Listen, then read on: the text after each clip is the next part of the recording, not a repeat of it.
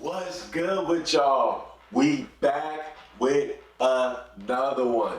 And as y'all can tell by the title of this one, I'm hoping that there's some debates and some talk in the comments about what y'all think and who you think like possibly would be actually in this top 10 or not. You know what I'm saying? Who should have actually been in this video that wasn't? Who did I snub? All that. I want to know all that stuff in the comments for this one. I want to know what y'all really think about this for real. No joke. But you already know about the title. This is my top 10 point guards going into next season. All right? These are my top 10 point guards going into next NBA season, 2022. All right?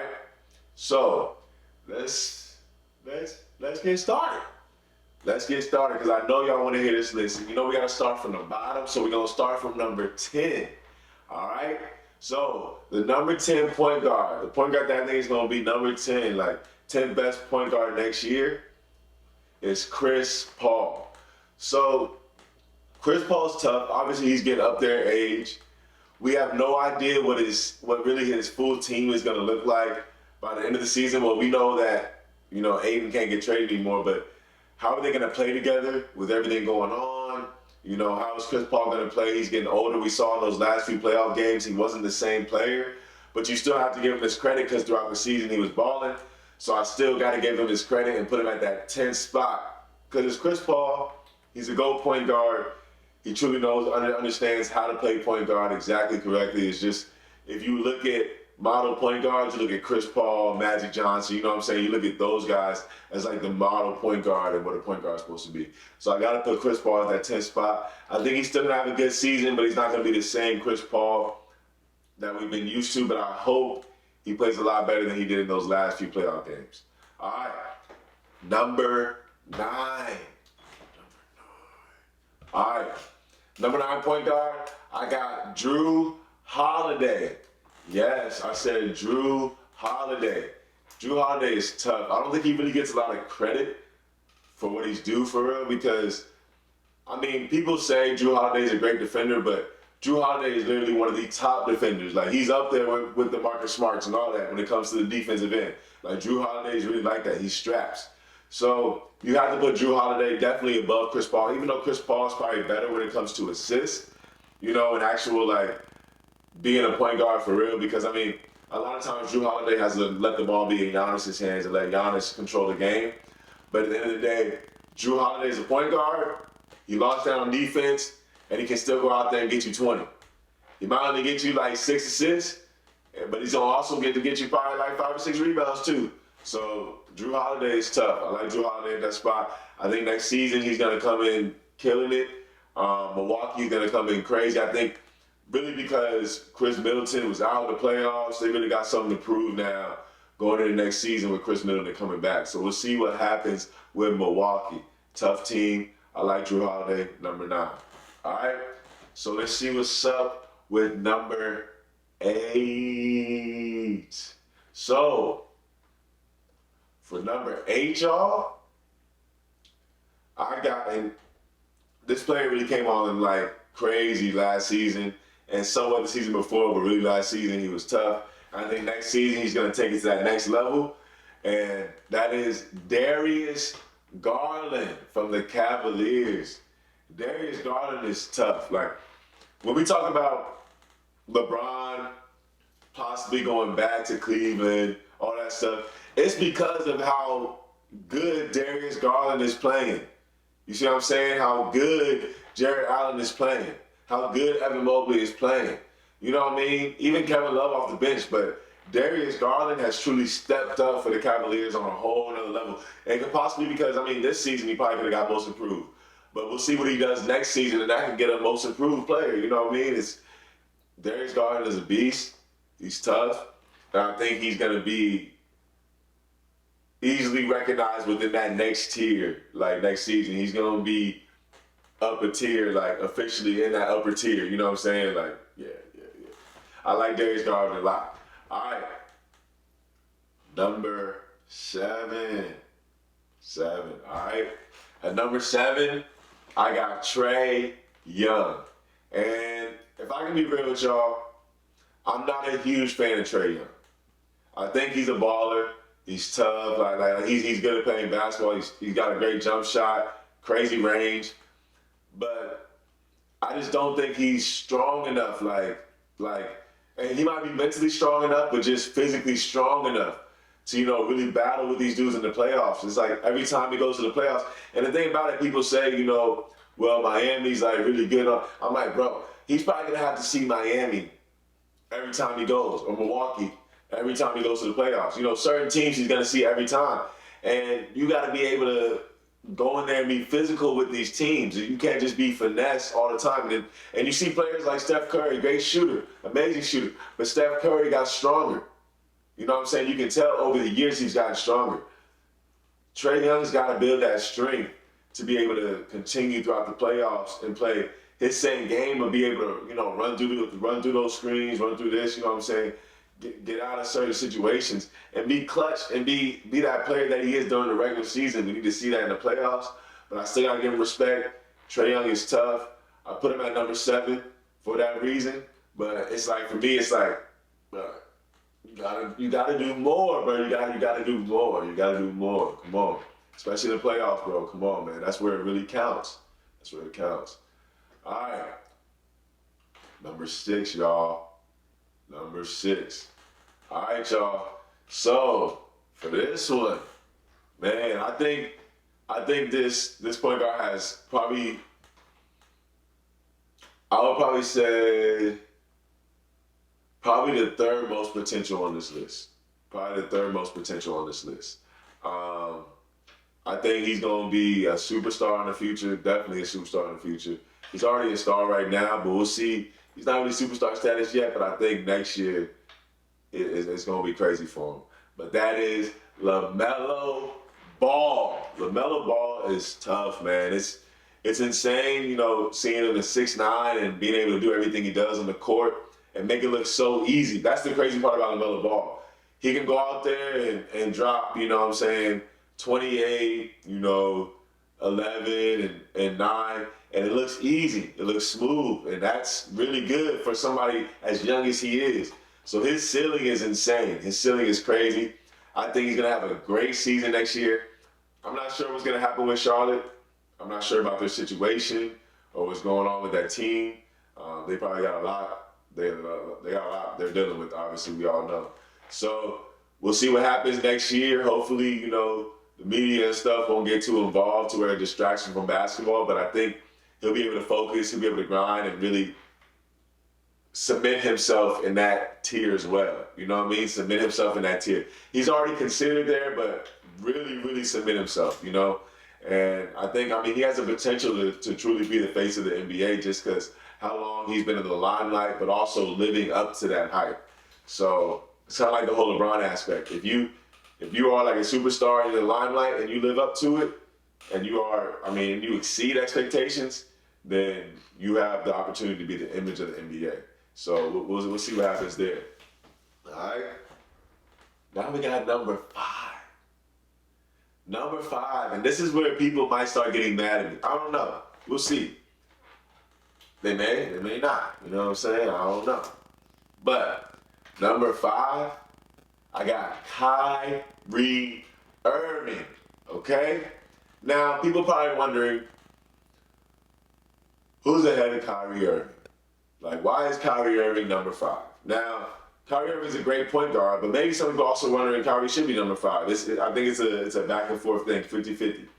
Or maybe people think he should be lower. You know what I mean? Who knows?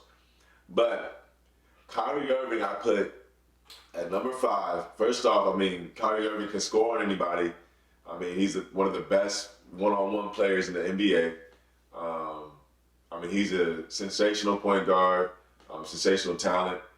The only reason why I put him at number 5 is because of availability and everything that's kind of going on within, the scope of Kyrie Irving. Now, do I hope Kyrie gets traded to the Lakers? Yes.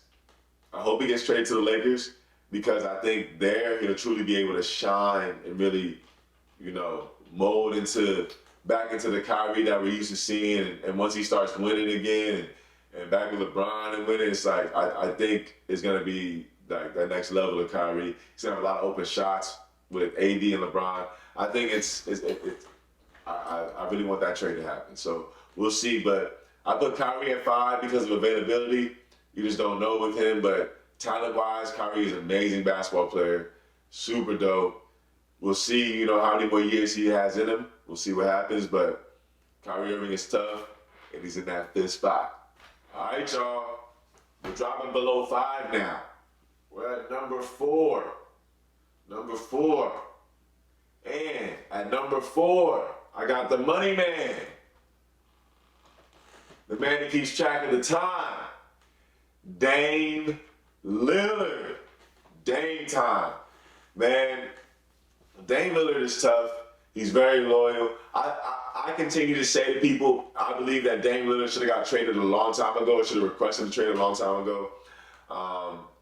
And honestly, if I was him, I probably would have requested a trade after they traded CJ, because I was just like, damn, they didn't really get much for him.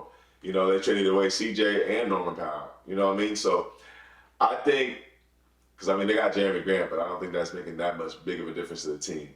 So, but we will see what happens. But I think Dame Lillard obviously is going to be a superstar. He was hurt most of last season and didn't really play much. So I think he's going to be a superstar next season. Obviously, he's getting paid crazy, but I think he's going to go out there and go wild. So I really want to see what happens. With Dame next season. We'll see. I think he's going to be insane. No CJ there. He's going to take it to that next level. Obviously, Simon's going to be dope too, but I think Dame Lillard's going to have a crazy, crazy season next year. Crazy season. He's in that 4th spot, all right? We got number 3 now. Number 3. And at the 3rd spot, I got the jumper. Ja Morant.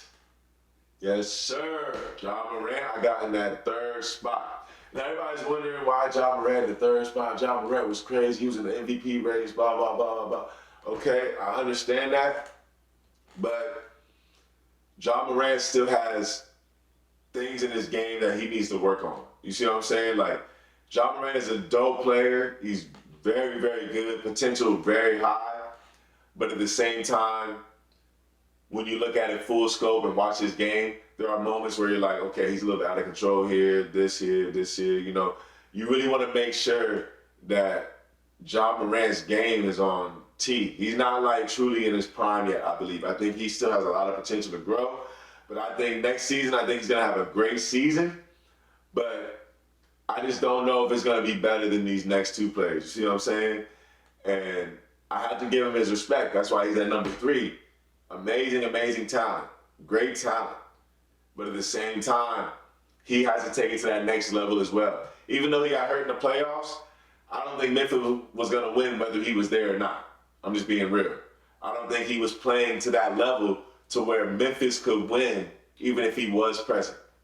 So I got to put him at the 3rd spot, which is still great. And I think he's going to have an amazing season. I think he's going to probably be close to the MVP race again. And we'll see what happens. But he just has to stay healthy and keep balling like he's been balling. He has an amazing game. He's amazing to watch. And he could be the face of the NBA too. He's a tough player. So definitely Ja Morant at number 3. All right, y'all.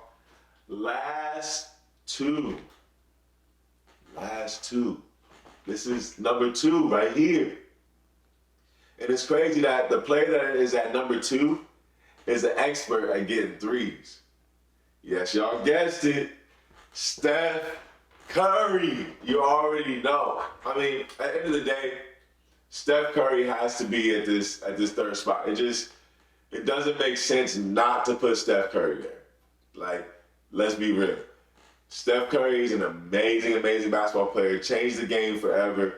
Still balling like he was even back then, you know what I'm saying? Like, still averaging and getting over 20 points a game. Like, Steph Curry is that next level talent. I think he's going to continue to still get better. I think he's still in his prime.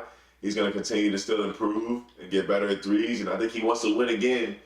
You know what I mean? So at the end of the day, Steph Curry, I think, is going to come with a vengeance next season.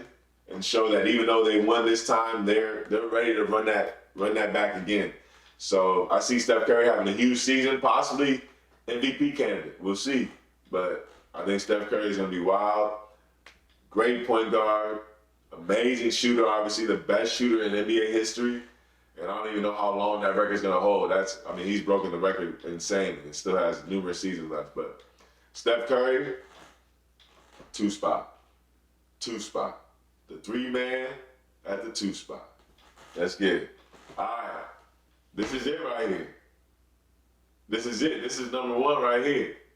And I feel like after I picked who number 2 was, after I told y'all who number 2 was, y'all already know who number 1 is.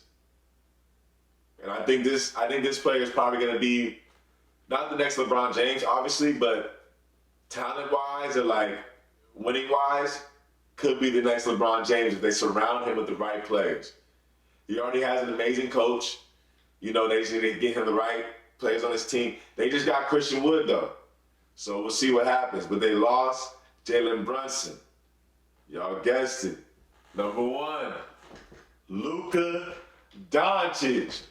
Man, Luka is a different tier already. He's just a different level of basketball player.